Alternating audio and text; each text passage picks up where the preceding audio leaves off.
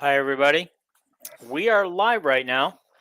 And if your screen looks a little different, our pictures look a little different, our StreamYard's software that we use has done some kind of an update, and we're all trying to figure out how to undo it. If it looks different to you, let me know if it looks how it looks to you guys on your side, because all I see is this right now. I got a screen on my laptop that's smaller than my cell phone, so I feel like I'm not even looking at my cell phone. Anyway, guys, we are here to preview the UMass game today, and I've seen some people online today complaining. Oh, first we played Albany, now we're playing UMass. Well, you know, it's part of Kirk's philosophy. Has been. It's always been 10 Power 4 teams, Iowa State being the 10th one, and 2 cupcakes. And he didn't use those words, but it's kind of the words he used in a previous interview when somebody asked him on one of his Wednesday night call-in shows how he decides how to schedule people. All right, we're going to have just a little bit of news, not too much, and I'm going to turn it over to Calvin to do it while I get this podcast out there. Yeah, there's one comment on the scheduling was Albany originally wasn't on our schedule. We had some Florida team, South Florida or Florida International or Florida Atlantic or something, and that was a replacement game. But the only news I know is announced today that ex-Hawkeye George Kittle was put on injured reserve, and he won't play for at least 4 weeks with a hamstring injury. And we did a podcast 2 nights ago, and that's about the only news other than Iowa football that I've heard. So, Okay. All right. Did you want to talk about what anything Kirk talked about today? Anything off the top of your head stand out to you? he commented on a lot of things. Ostrenga, which I told you right after our podcast Sunday night, I was told that Ostrenga had ruined his Achilles tendon and would be out for the year. And Kirk said he either had the surgery yesterday or today. And so I would expect Ostrenga to be back at Iowa next year. I hope. Sometimes an Achilles tendon, you don't really come back like you were before. So I'm praying that he heals up. Some players are never the same after that, but hopefully he got a good surgery and a good healing, and he can continue his football career for a long time. Other news, he was asked about the passing game, and he said we got to get a lot better. He said he thought that Gronowski and the receivers were better in the second game than they were in the first, but got to get better, and got to get their timing better and footwork better, and on both ends of those connections. And he said he said from the very first day I was hired, he said, I want us to run about half the plays running and half the plays passing. I want a balanced attack. And right now we are not a balanced attack.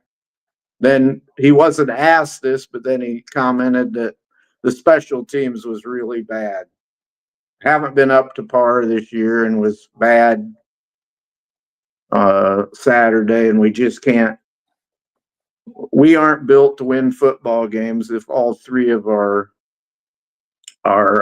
games, defense, offense, and special teams aren't working. And he said our special teams have always been really good, but he said Saturday, obviously, we had problems there. So I could talk about a lot of things he mentioned, but I don't know. I just mean, is there anything that just stood out to you that worth mentioning? The only thing on the depth chart, which was released yesterday, was that I don't think the depth chart is really an honest depth chart other than Ostrenga being out. They took him off.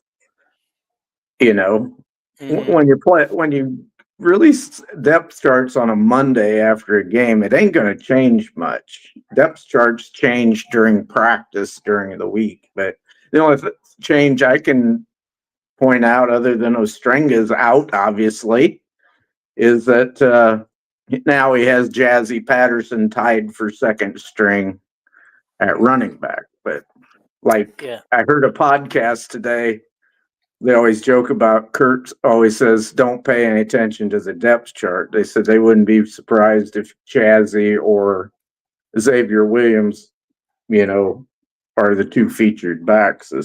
But we don't know. We won't know, yeah. Hot hat, yeah. Anything else that stuck out? Not I'm trying to think of anything. Yeah, I mean, it wasn't a newsworthy, news-shocking conference, but I was driving home and listened to part of my wife trying to listen to the conference, so I didn't get everything done, and I had hoped to take time to go back and at least read the transcript, but I did not. Cody says the UMass game really needs to be the game to get things right before the Big Ten play. Absolutely. This would be a game where I wouldn't mind them just passing like 75% of the time this game, just so they can get some routes down, they can get some timing plays down, just something, and the passing right now needs to be fixed. I don't know how to fix that. I'm not blaming our quarterback. I'm blaming our wide receivers. The fact that they probably don't know the routes as well as they should. They're not getting open, and so we need to fix that this game. Okay. So a little bit about UMass. I don't know why I got where are my UMass notes? Holy cow. I thought one thing from Kirk's press conference today, if you want me to point this out, was sure, go ahead. I know you didn't listen to it or anything. It was interesting that two of the coordinators for this coach, Joe Harasmiak, his coordinators are from used to be at Northwestern, so Northwestern knows our game plan and strategies pretty good. So, not that I don't think it'll be much of a game, but the only other thing was that UMass has some players out, 9 guys out, which is probably Iowa probably has 7, so that's kind of normal, I guess. But one of their quarterbacks is out, Rose. It's not 2, it's 1, the starter, but all 3 of their quarterbacks, they have 3 quarterbacks who played, and the third string guy was hitting 75% of his passes. The second string guy was 64 or 5%. And 62%. I have it right here. Yeah, okay. So, but Rose is out, the starter. Yeah, so the likely starter in his place will be Grant Jordan. And I'm judging by how many passes these guys have taken and how many yards that they like to use a 2 quarterback system. I mean, I haven't watched any film of them, but they must be using 2 quarterbacks off and on, different sets, different things. One of the things I'd like to point out is UMass is averaging 18 points a game. We are averaging 23.5. So that's down from our 27 last year. Hopefully we can get that right this week. They have rushed for an average of 3.6 an average. Their defense is given up 4.4 an average rushing. In case you're wondering, Iowa's at 4.8 average rushing. Mm-hmm. Iowa, who is now dead last in the passing game, is dead last. Now, there's one team in the NCAA that's worse than Iowa. I can't remember who that is, but okay. But I thought it was. I see UMass has its high completion percentage in passing, but they don't have a single touchdown pass for the season. Yep, you're right. Okay, and so Iowa is averaging 65 yards passing. Oh, that hurts. That hurts so bad to say that. Who would have thought it? This is actually, I think, I heard on one of the podcasts today. This isn't Iowa's worst passing offense. They did have a worse one in the Kirk Ferentz era, but I forgot what year it was. It might have been 2014. I might have heard that wrong. Okay. That don't even seem possible. Yeah. I know it. Tell me about it. That would only be like 800 yards passing a year. I don't think Kirk ever had a quarterback that didn't throw for 1,500 yards. I got to go back. I'm going to go verify that fact. I'm throwing it maybe out they there. maybe they just met in the first 2 games of the season or something. Could be. Yeah. Yeah. Could be. Okay, so total offense for UMass is 660 yards. They're giving up 866 yards. Iowa's at 572 yards of total offense with an average of 286.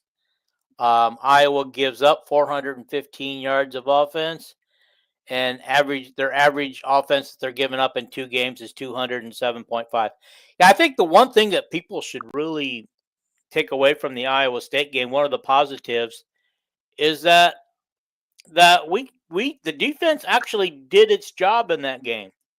You know, I think Kelvin, you said it. I think I heard you say it once. Is how often does Iowa give up 16 points and lose a game?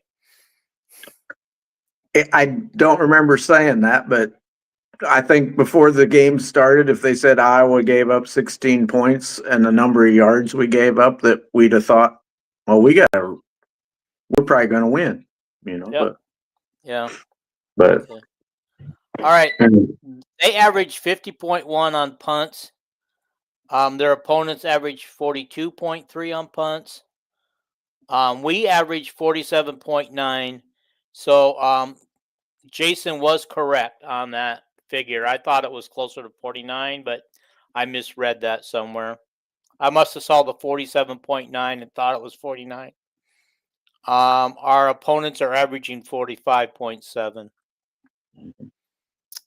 Here's one that's kind of good. What do you remember? What our time of possession was against Iowa State? I know Kirk said today it was just about dead even. We outdid Iowa State by like 10 minutes. I thought he said it was almost dead 30, even.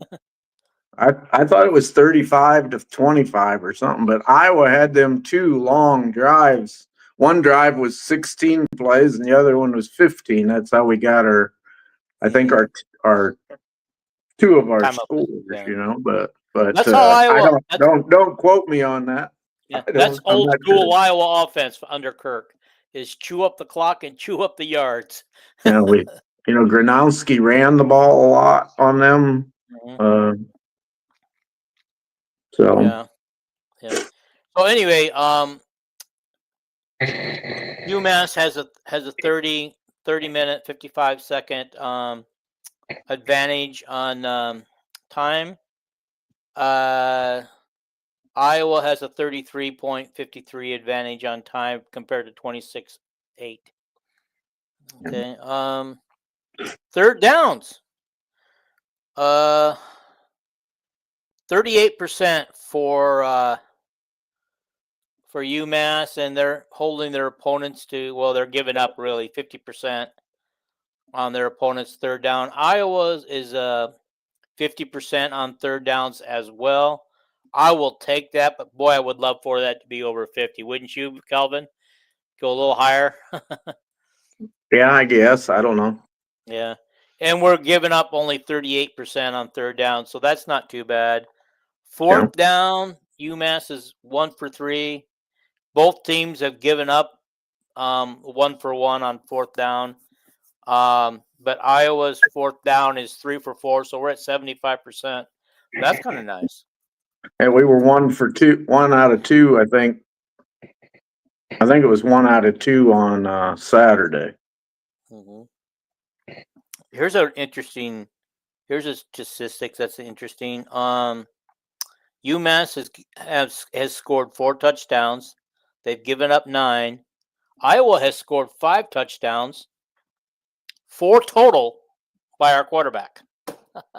He's got I'm sorry, 3 total. He's got 2 rushing and one pass. Right? He didn't pass for one the other night, did he? Yeah. One thing I would want to point out, Dean, when we were talking about time of possession, one thing that hurt Iowa State on time of possessions was they had 2 drives that were short fields.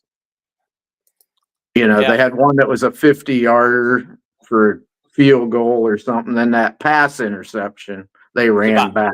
About 20 yards or something. That would have hurt their time of possession some. Yeah. Iowa's actual time of possession, Vandy, Chris has it up here, was 31 minutes versus Iowa State's 28 minutes, almost 29 minutes. So 2 minutes. Yeah, 31:08. Yeah. So yeah, and that Kirk did say in the interview today he thought it was pretty even.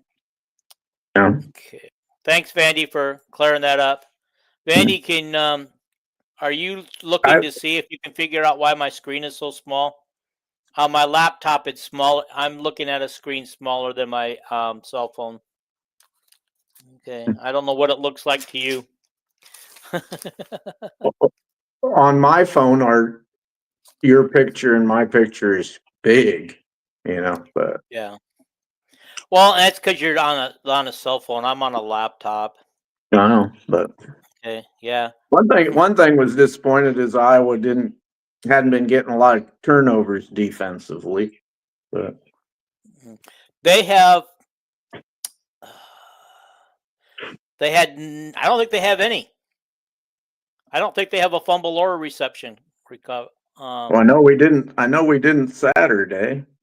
We're -2 on the season, according to Chad Lysico. Yeah.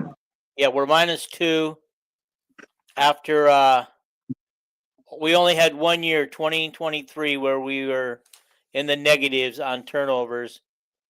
Otherwise, we've averaged between 6 and 12, plus 6 and 12 turnovers.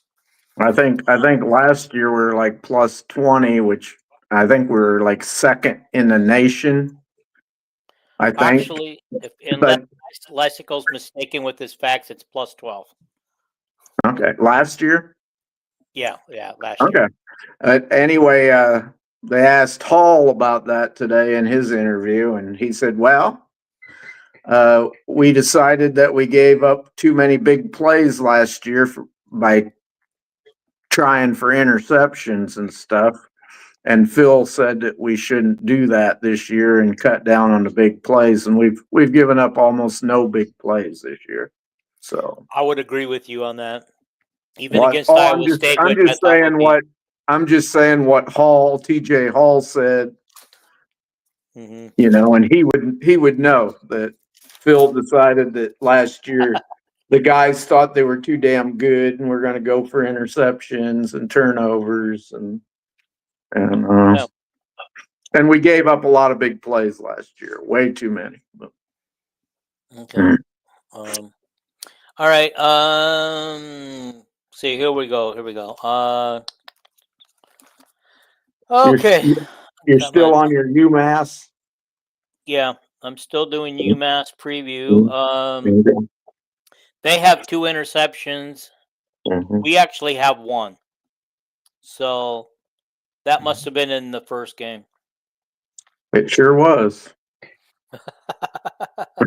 Because I know it wasn't in the Iowa State game. Huh. Yeah. Oh, here's an interesting stat.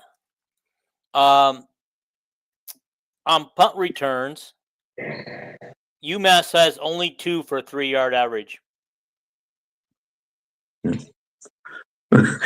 Not making a lot of teams punt. So that's a good sign for us. That's what I thought too. Okay. This is a gold out game for Iowa, just for the record. If you guys want to know where we rank nationally on some stuff, the 207.5 yards on defense, we're 12th nationally there. We're 16th in rushing, holding teams to 73.5 yards rushing. And as you know, early in the season, these are always skewed a little bit. And I believe we held Iowa State to under 100 yards rushing. Okay. Yeah. Our our scoring defense is 30th with 11.5. That compares to last year's at 17.8. Man, if we can just average 11.5 throughout the year, I like our chances. But that's probably not likely going to happen. A lot of them teams that are ahead of us in defensive scoring probably haven't played anybody, and they're winning games 70-0 and stuff like that. That's just ridiculous. That's just this kind of I scores. guarantee you, USC is not going to lead the country in scoring defense by the end of the year. I just like, how crazy is it that a lot of these Power 4 teams have just gone out and just running up the score this year? Is this something new this year? I mean, I just don't recall seeing this many scores run up the way they are. I remember when there were some years where in Hayden, Iowa State was terrible and we'd win 58-0, and we'd play Drake and we'd win 66-0, and we'd play Northern Illinois or Tulsa and put up a bunch of points, and after 3 games we'd be averaging 59 points a game and giving up 3 or something. Yeah. But that don't last. Yeah. Don't forget, funny story is, don't forget, during the Hayden Fry years, we regularly destroyed Northwestern. Well, yeah, I remember Chuck Hartley and Quinn Early throwing bombs in the 4th quarter so Quinn Early could set the Big Ten yards in a game record. It was like, I don't know what it was, 280 or something, and Chuck Hartley threw for 550 yards to set the Big Ten record. It was all about setting records, and I'm sure Northwestern didn't like it very much. Yeah. Okay, well, offensively, Iowa's run game is 31st at 220.5 average. That's down, actually. I mean, we were 199 last year overall, but so that's still ahead of last year. But when you consider we were over 300 in our first game of the season. 350, I think. Didn't we hit 350 that first game? I'm not sure. So. Something like that, yeah. Yeah. We're 8 for 8 in the red zone. Our scoring average of 27.7 is set 72nd. Wait a minute, that was last year's scoring average. I think I got it wrong. This year we're at 23 or 22. Yeah, 23. Yeah. So I don't know where we're ranked this year. Okay. So just talking a little bit about, we already know that their starting quarterback Brandon Rose is out. Likely starter Grant Jordan, who has he hit 62% of his passes and total 211 yards so far. They still have their outstanding wide receiver who has 221 yards receiving. Joaquin. They sure target him a lot. They do. Well, it's always sad. Every time I do one of these previews, I am so sad. It's so sad to see everybody else's wide receivers have huge numbers and ours do not. Well, yeah. You're going to see that most of the year, I think. But okay. Oh, Vanderbilt is tied with Iowa at 11.5 points per game in defense. Okay. Alrighty. So anyway, that's their leading receiver. Their leading runner is Rocco Griffin with only 114 yards rushing. So he's averaging about 50 yards. Yeah. I seen that UMass played Georgia in one of the last games of the season last year, so they're used to scheduling teams for a big payout. Well, You all know, those teams do. All those teams take it on the chin, knowing that they're going to go in their the conferences or. the difference between the SEC and the Big Ten is the SEC, the Big Ten, their non-conference games are all at the start of the season, and then the SEC does it different. They usually have like a cupcake near the end of the season. You're going to get Well, they Vandy do, fired up.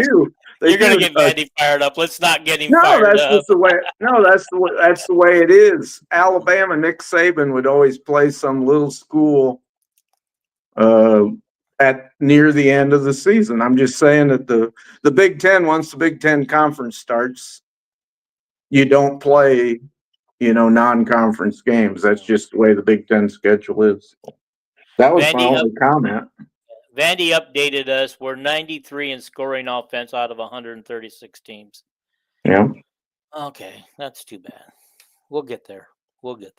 I also seen that UMass 85 to 90% of their offensive line and defensive line are transfers this year. So we got transfers from Rutgers, West Virginia, and Cincinnati, etc. And some of the other schools were like Central Michigan and Western Michigan there. But it ain't working out too good for them. And they're all big guys, Their offense and defensive lines are just as big as we are, But I think everybody has big people nowadays. So. Yeah. So Vandy says stop it. Vandy plays all 4 of their out of conference games the first 5 weeks of the season. Yeah. And nobody in the SEC plays anyone as bad as Grambling. Ohio State should be ashamed. See, I told you got him. Now you've got him fired up. Yeah, I don't know. I think UMass was probably pretty bad last year when Georgia played them in the 9th or 10th game of the season. So I don't know. Okay. The one thing is one more thing I will say in the preview for about UMass. They have 4 guys who are their leading tacklers, and nobody's close to these guys. Darian Craig has 17 tackles on the season. Timmy Hinspeter has 16 on the season. Tyler Morandin, I can't even say that, 15 tackles on the season, and Jeremiah McGill has 13 tackles on the season. Everybody else has 1 or 2. Yeah. I would guess that they're all linebackers and safeties. So yeah. That's the way it usually works. Okay. Bad mouthing UGA for playing the same UMass that Iowa's playing. Comical. I didn't know. I didn't think you were really bad mouthing them. I didn't think I was bad mouthing. I just did a preview of UMass, and I said, by the way, they played Georgia late in the season last year. Yeah. So I didn't think that was bad mouthing. I pointed out that these small schools tend to take big cash payouts to go be a cupcake for Iowa and Georgia. So that's how they pay for their athletic programs, because they don't have TV contracts. So yeah. Hey Vandy, sometime while you're still listening, because we're going to get to it later, but Vanderbilt at South Carolina, who's your pick, or should I even ask? South Carolina's got a hell of a team this year. Yes, they do. They could go to the playoffs. I'm sure Vanderbilt's a good team, but South Carolina's aren't they a top 10 team now? Probably. What's that? Isn't South Carolina like is ranked, rated 8th? 13th? I think they're 13th. I think so. Let me go back and look here. I don't know. 11th. I'm sorry, 11th. Yeah, I was thinking 9th or something, but that's Illinois. That's 9th. Illinois is probably just a couple notches above South Carolina because they beat them in a bowl game or something. Okay, so boy, Illinois was impressive against Duke Saturday. Holy cow! Okay, so Vandy has another one. I mean, we beat the hell out of Virginia Tech. That gave South Carolina all kinds of trouble. and did it in their houses. I like their chance. Okay. The good chance for Vanderbilt to get ranked this week, get a big win on South Carolina's field. That would be a good chance. Games at South Carolina, huh? Yeah, that's what I got written down. I hope I'm not wrong. Well, and Brandon sent a thing on tickets for that game. It sounds like ticket prices are like crazy for that game.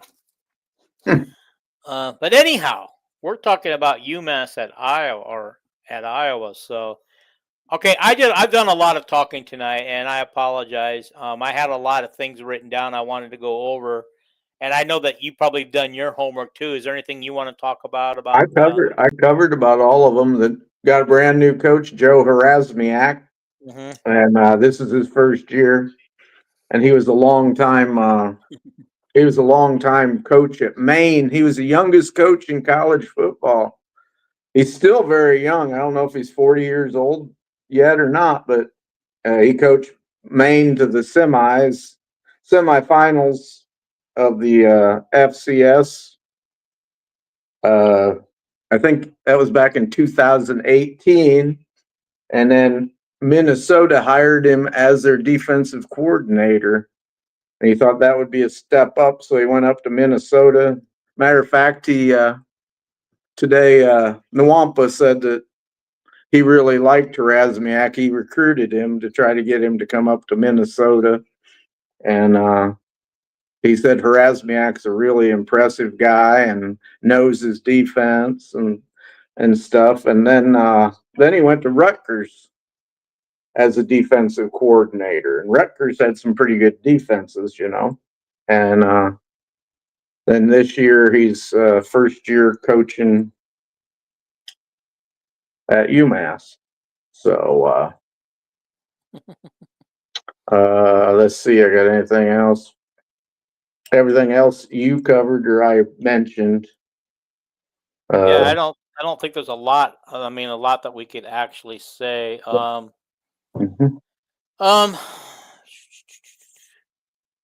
There was a couple of things I wanted to say, and I can't remember where I sent that long scripted thing I did on AI for you guys yesterday. I can't remember where I put that. I must have. I wouldn't like anybody that would comment tonight. You just wouldn't expect it to be a close game Saturday. So Correct. And I don't even know what the point spread is. I don't know if it's in the 30s or what it is. It is. Hang on. I don't pay attention to betting and stuff like that. Oh, I just got a notice on my text message. Easy pass notice. You got unpaid toll reminder. Better you than me. I don't. That's a scam. Okay. better you get you than me to be scammed. So we don't have any toll roads here in California. They're not smart enough to do stuff like that. Well, okay. We got rid of. I think we got rid of all the toll bridges in Iowa now and stuff. So. Yeah. Oh, anyway, I can't find what I was looking for, and I'll probably think of it later, and it's going to make a great show later. So anyway, alrighty, here we go. Here, let's catch up on some of these things. Okay, Vandy said he was told that Vandy or Vanderbilt, as most people know it by, has no talent. I believe Jason's the one that told him that. Just want to tell you, UMass lost to Bradley. I have that down here. I didn't put down who they played and who they lost to. I think they're 0-2. That is correct. Okay, they lost to Temple 42-10, and I got Bryant here, not Bradley, but Bryant. Yeah, they lost to Bryant, which is be way worse than Bradley probably. So yeah, I think Bryant was a very, very lowly rated program they lost to last week.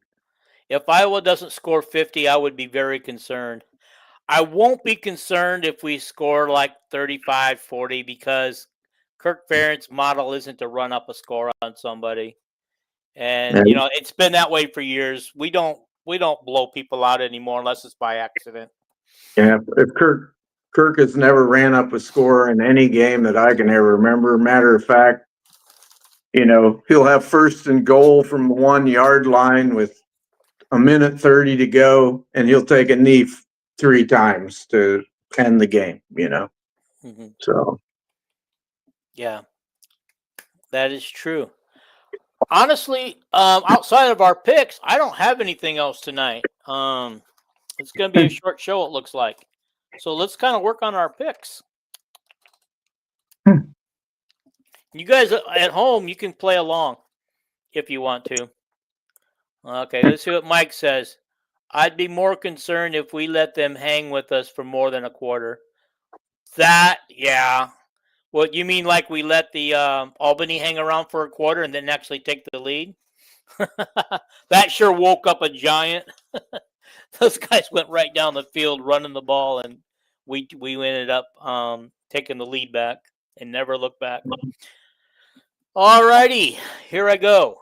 Here we go.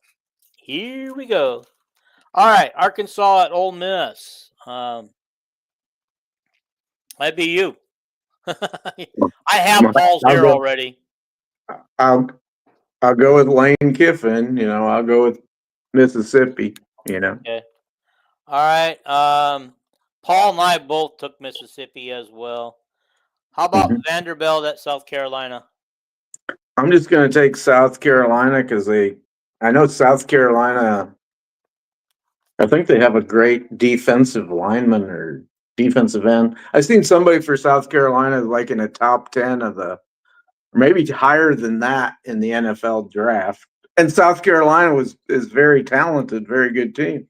I'm sure Vanderbilt's got players too, but I'll take South Carolina. Yeah. Okay, here's some comments. Vandy, not us. He's referring to about running up the score. We went for it on 4th and goal from the 9 with 37-7-14 lead and 3 minutes to play. People have done it to us for years. It's our turn. Okay, Mike says hard to bet against Lane when he's playing San Pittman. I think he meant coaching. All right. Okay. All righty. Let's moving on. Okay. Paul and I both also took South Carolina. I wouldn't be surprised if you get the same ones we do. Okay. Wisconsin at Alabama. Who's going to pick Wisconsin? Raise your hand, everybody. Everybody ties their hands down so they can't raise it. Yeah. I'm going with Alabama, of course. But. Yeah. Me too. Me and Paul as well. Georgia at Tennessee. This one kind of scares me because I listened to Vandy and they were in Tennessee supposed to be dog poop this year, but they're not dog poop. And so, but where's the game at? Not that it's going to matter to me. But. It's at Tennessee. I did take Georgia because something tells me that. Yeah, and so did Paul. Paul also took Georgia. This just leaves you. I'm gonna take Georgia. But Josh Heupel's good coach, and Chuck Long disciple. But I think I'll take Kirby Smart and that Georgia team. I like how Long said he's going to go with the Fighting Heupels. Yep. That was his Heisman quarterback at Oklahoma. So I think Heupel won. Heupel wasn't even supposed to play that year. They thought his career was over with, I don't know if it was an ACL something. And Heupel suddenly was healthy right at the start of the season, and maybe somebody else wasn't. And what a season it was. But okay. All right. Okay. So Mike says it's back to earth for Bucky. Vandy says Alabama wins, but it's much closer than people think it should be. Vandy also says Georgia's going to beat them by 2 touchdowns or more. Okay. I wouldn't know, but yeah. Alrighty. Next game is Texas A&M at Notre Dame. ooh. The Fighting Irish. Then the Irish start out the season with 2 losses. I'm going to go with Notre Dame. I think Notre Dame's got a tremendous coach, so Notre Dame already have a bye week. This is only their second game. I don't know, but I know they lost their first game. Yeah. Okay. Anyway, both to Miami, Miami, But. Yeah. Texas A&M and we both took Notre Dame in that game. But we're picking them all the same so far. We have. I'm got a feeling it's going to end up that way. Florida at LSU. Oh, LSU. Boy, I see every mock draft now has LSU's quarterback number 1 in the draft, but I'll take LSU over Florida. Florida sure screwed up last game. Of course, maybe South Florida is a great team, but I just don't know all them teams, so. All right. Vandy says, do not underestimate my friend Marcel Reed in that game. A&M wins a shocker. Oh, he's picking A&M. Okay. All righty. Notre Dame struggled at the start of the year last year, and then they ended up in way down the road in the national championship game. So, Mike says Marcus Freeman is the best coach in the country. They're not going 0-2.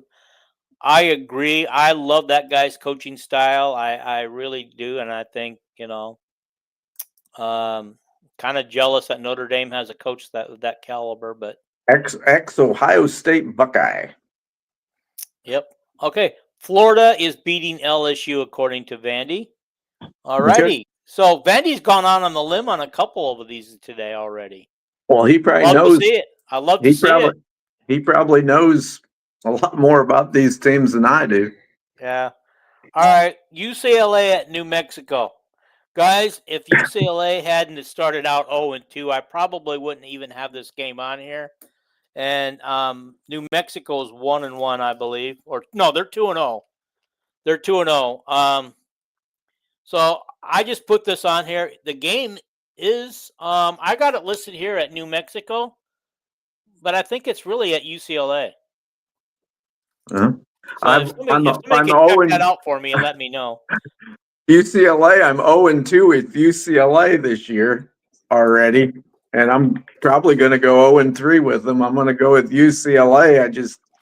I don't know anything about New Mexico, and UCLA sure spent some money, and they just aren't doing it this year. But I'm taking them because I'm stupid. I will say this though, in their last game, in their comeback at the end of the game, they almost pulled it off.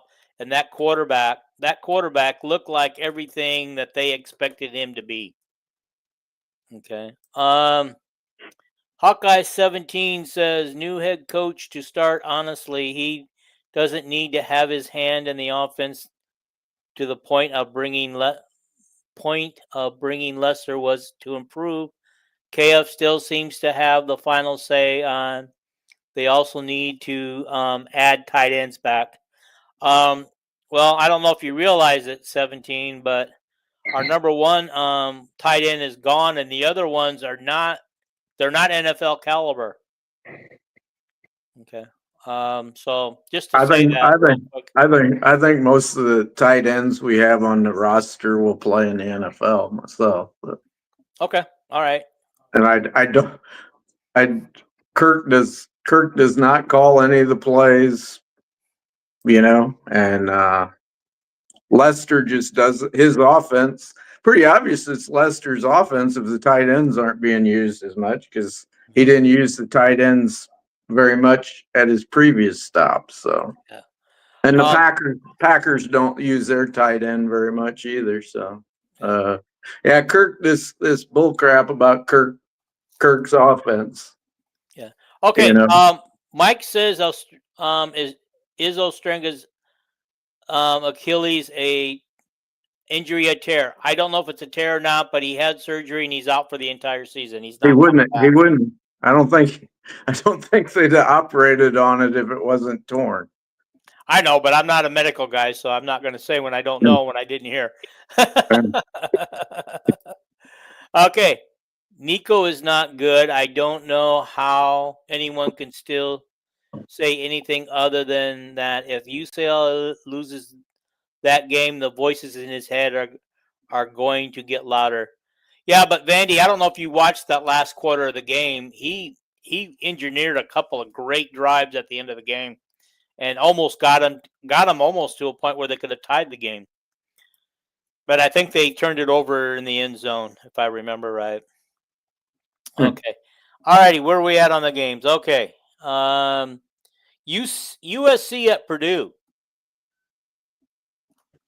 USC's looking pretty damn good. I watched UC. I watched the game. They had it on replay, and USC's way better than they were last year. Of course, they beat LSU last year, but Purdue's won 2 games. But I think USC will win the game handily. They got some way different looking defensive players on that team than they did last year. So yeah. Okay, so I also took USC. what about Paul? Paul took USC as well. He and I matched right down to the wire, and you matched us so far. I mean, this is going to be not a fun week. Okay. All right. The Packers use their tight ends more than you think, Kelvin.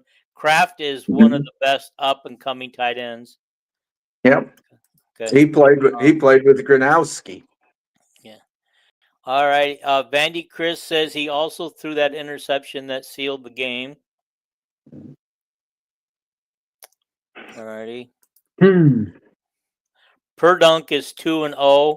Barry Odom doing well there. Don't be shocked if they steal it.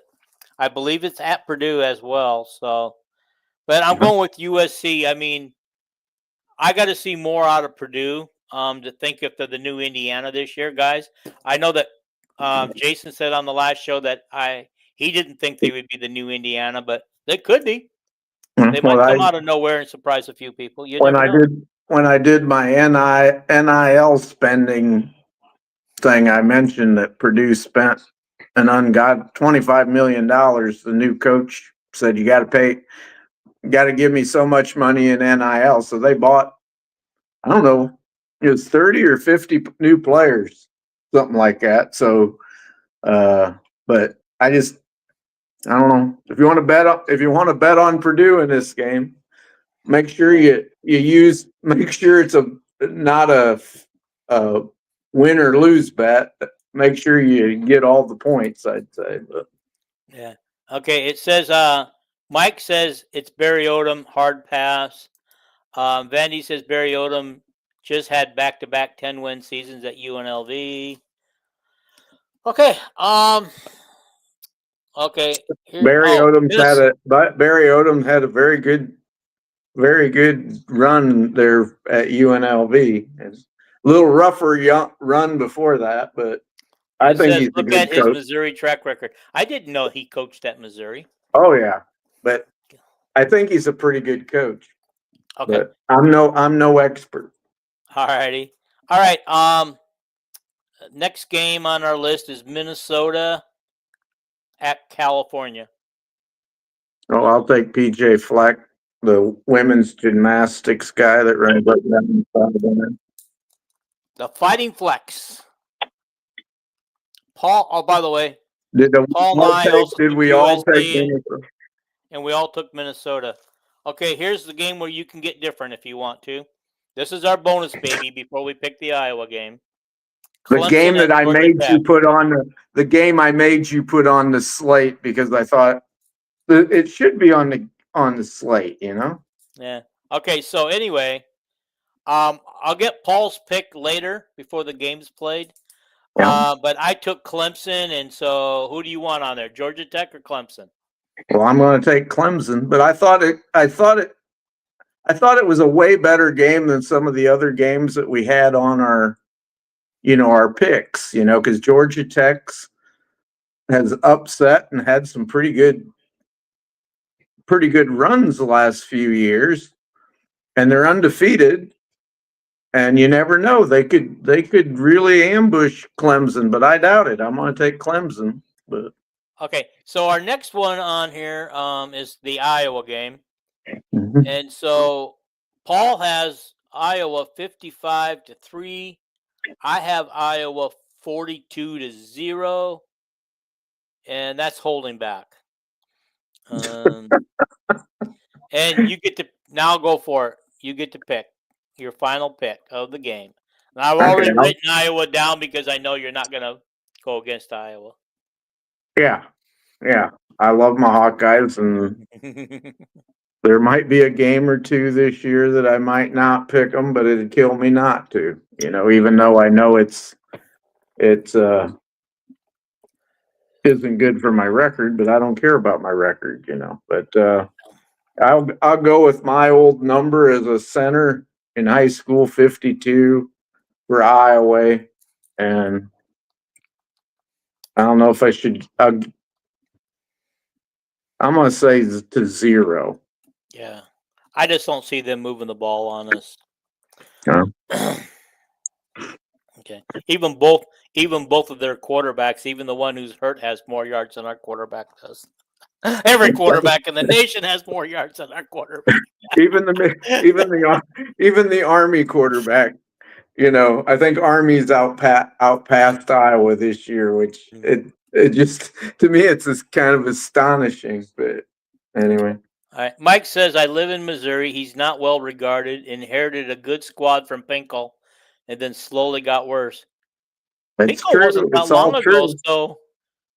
so Odom couldn't have been too many years ago at Missouri. Well, probably about 7, 8 years ago. I don't know. Gosh. But, it's all true what he said. Mm-hmm. But Odom became a hot commodity again. And I think he's a decent coach. He just did not. Yeah. He sure was bad at Missouri, because Missouri was on a run. Yeah. But, UNLV may have had back-to-back 10-win seasons, but they also play in the Mountain West. And, most of the Mountain West teams are beatable unless you play Boise State. And I believe they lost to Boise State 4 times over that stretch. It's like somebody pointed out today, if you gave put Iowa in Iowa State's conference, and you put Iowa State in Iowa's conference this year, Iowa would probably go 10-2 or 11-1, and Iowa State would probably go, 6-6. Oh, wait a minute. Okay, here we go. Mike is saying 35-17, 14 points coming against the backups. Okay. Vandy says that isn't true, Mike. In his first season, they went 4-8, followed by 7-6, 8-5, 6-6. He took the team over for Pinkel and lost 11 straight SEC games. Pinkel's last team went 5-7. But Pinkel had cancer, right? Is he saying Pinkel lost 11 straight SEC games, or I don't know, or Odom did? That doesn't, But I think Pinkel is last year. Didn't he have cancer? I'm going to be honest. I don't know. I can't. I think he might. I think Mr. Pinkel might have passed away, but I'm not sure. But anyway, Pinkel was a very good coach. He turned that Missouri program around, and it seemed like they won 10 games every year for several years there. But I could be wrong, because I don't really follow all that stuff. I follow Iowa football and Big Ten football mostly. But all right. Pinkel got sick. Odom, it's like, Odom was pretty good. He went 6-6 and 5-7 and won 8 games and all that shit. If Kirk Ferentz does that, he'd be run out on a rail. So yeah. Well, it says here, Mike says Pinkel got sick. They never said from what. Vandy says the 2015-2016 Missouri's teams lost 11 straight SEC games between the 2 seasons. Speaking of things over the course of 2 seasons, Iowa went. Oh, I can't remember. Gosh darn it! That's in Lysicle's stuff too, and I don't think I wrote it down. Iowa went for a long time over many years of not having at least one interception in a game. Now they're at 4 straight games over 2 years without an interception. Yeah. Yeah. So Odom inherited that mess. Okay, so what was Odom's record over the course of the time he was there? I'd be curious. You mean at Missouri? Yeah, I'd just be curious. I thought Vandy just told us. No, he gave us Pinkles. Yeah. I thought he was talking about Odom going 5-7 and then winning better, and Well, maybe he's right. Maybe I don't know. Maybe that's Odom's season, but then I would see why Mike would be discouraged if Odom went 4-8, 7-6, 8-5, 6-6.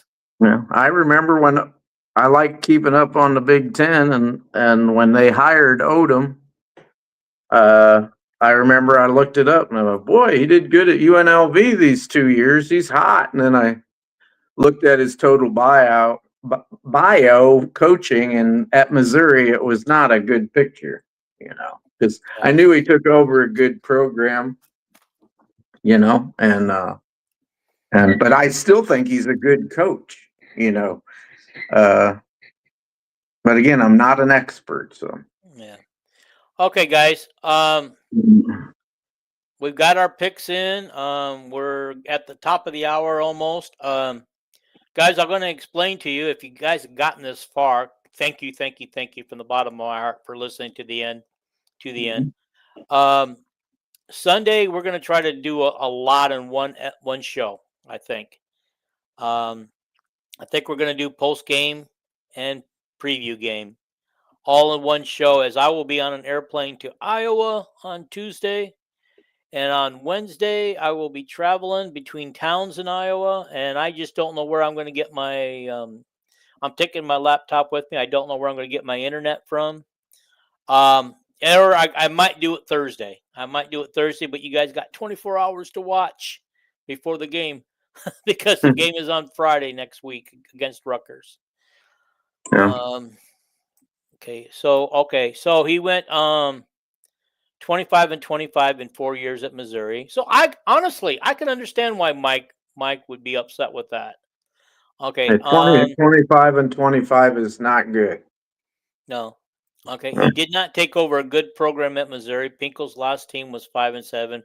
Where are you guys? But like I said, I'm not actually getting anything. I'm getting it from Mike. No, I'm Mike, just saying, you and Mandy are going back and forth. No, I'm just saying that Pinkel, I think, had cancer that year. If you look it up, they were sick, but he said Pinkel about every year before that was like, I'm pretty sure he was winning like 9-10 games every year, I think, but yeah, it's a little different when you got cancer. Yeah. Well, Mike said that he got sick that year, but they didn't say from what. Well, and I think maybe they said later. Yeah, people don't like to talk about their private health, but I'm sure that it came out that it was cancer. And I think if you look it up, I think the guy passed away a few years later. I could be wrong, but anyway. All right, guys, I appreciate everybody watching. Thank you. Thanks for Please, if you haven't already, thanks for tuning in to the Odom, Missouri podcast. Pinkel had 2 winning seasons. We got that covered quite a bit anyway. Yeah, there we go. Okay, here's our final one. Pinkel had 2 winning seasons and 2 losing seasons in his last 4 years. Okay, so guys, if you haven't already subscribed, do it now while you're doing it. Hit it right now. It's right there in front of you. Hit the like button. The like buttons are just as important as subscribing, please. Matter of fact, I don't even think you can hit like or comment until you've subscribed. So do that. Share it out with where you can, because We had some bounce backs in the views from Sunday night show, so I appreciate that. And Calvin had a lot to do with that. He got it out there and he shared it all over the place and got his friends to look at it. So that helped. But guys, I need you guys to do the same for us. Let's make this show rock this year, and let's get some more subscribers. I lost 2 since Sunday. I'm not sure where they went. I'm going to send out a search party for them. All right, guys. See you guys on Sunday after the UMass game.